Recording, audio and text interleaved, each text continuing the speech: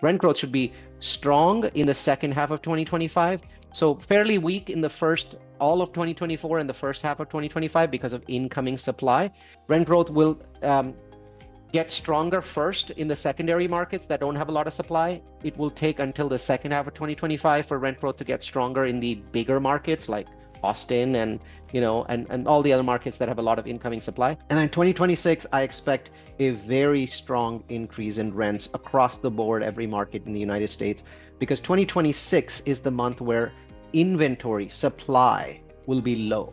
Why? Because if you didn't start projects in 2023 and 2024, you're not going to finish them in 2026. So that's when there will be a gap, and that'll a chance for rents to grow. So 27, 28 are going to be pretty good times to sell. Time to get in is right now. So don't wait, I would say just get in right now. So I agree with you on the market trends that you're sharing.